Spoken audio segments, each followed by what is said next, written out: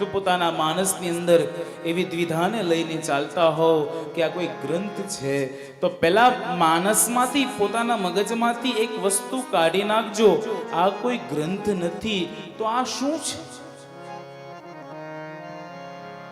ये क्या है? एकादश स्कंदની અંદર કથા મળે કે જ્યારે ભગવાન પોતાનું લીલા કાર્ય સમાપ્ત કરી જબ પ્રભુ સ્વધામ જા રહે થે,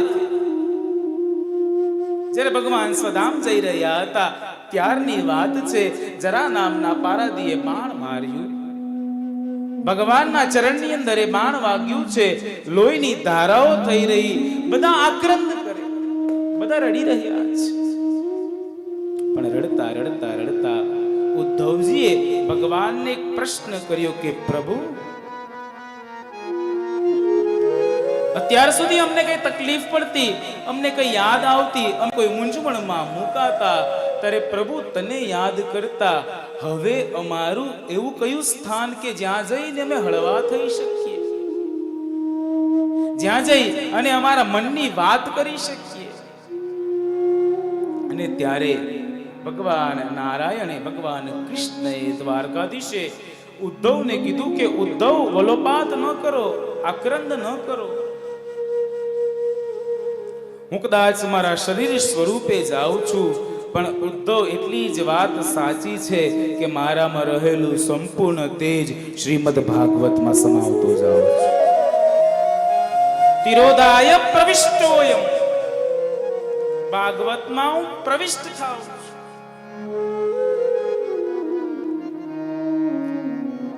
જેણે જેણે પોથીયાત્રાની અંદર આ ભાગવતની પોથીજી પોતાના માથા પર ઉચકીને, મેરે ભાઈ બહેન, એણે ફક્ત ભાગવતની પોથીજી નથી ઉચકી, એણે સ્વયં કૃષ્ણને પોતાના માથા પર ધારણ કર્યા છે. वो भगवान को उठाकर यहाँ ले आए. और एक वस्तु કહેવાનો આનંદ છે, જે જે વ્યક્તિ ભાગવત કથાની પોથીયાત્રાની અંદર એક વખત પોથીજી માથા પર ધારણ કરે, પછી આજીવન એનો ભાર મારો કૃષ્ણ ઉઠાવે, એમાં કોઈ શંકા નથી.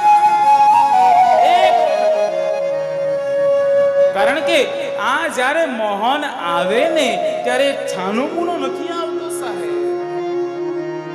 આપણે જોયું ને કેટલું સુંદર મજાનું આપણે ભગવાનને વાજતે ગાજતે લઈ આવ્યા. આ ભગવાનનું વાંગમય સ્વરૂપ છે, વાણી રૂપી સ્વરૂપ છે, વાતચીત કરતું સ્વરૂપ છે.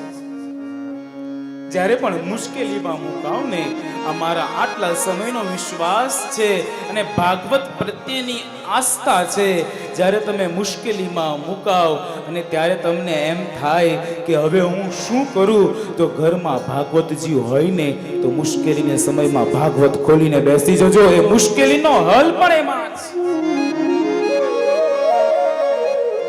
જેમ સાંજના 7 વાગે પછી પ્રત્યેક વ્યક્તિના ઘરના દરવાજા બંધ થઈ જાય, શા માટે? તો એમ કે મચ્છર ન આવે એના માટે. પછી એક વૈજ્ઞાનિકોએ શોધ કરી કે મચ્છર ન આવે ને એના માટે ઓલ આઉટ બનાવ્યા, એવા મશીનો બધા મૂક્યા કે મશીન લગાવી દઈએ, મશીન લાગી જાય, મશીન લાગે એટલે સ્વિચ પાડો એટલે મચ્છર ઘરમાં આવતું બંધ થઈ જાય. જેમ એ સ્વિચ ચાલુ કરવાથી મચ્છર આવતું બંધ થઈ જાય આપણા ઘરની અંદર, એમ દરેક વ્યક્તિ પોતાના ઘરે ભાગવતજી રાખે ને તો એની ઘરે કળિયુગ આવતો બંધ થઈ જાય સાહેબ, એમાં કોઈ શંકા નથી. પધરાવો. તેને યમ વાંગમયી મૂર્તિ પ્રત્યક્ષા વર્તતે હરિમય, સેવનાત શ્રવણાત પાઠાત દર્શનાત પાપ નાશિની. જેના દર્શન કરવાથી બધા જ પાપ બળીને ભસ્મ થાય એ ભાગવત.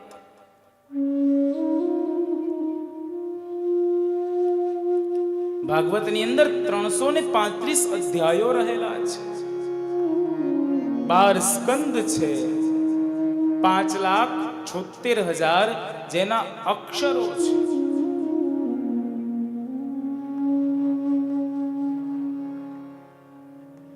ભારતીય સર્વલોકેષુ ગીયતે નારદ નારદાદિભિः વરિષ્ઠં સર્વશાસ્ત્રાણાં તતો જયમુદીરયે.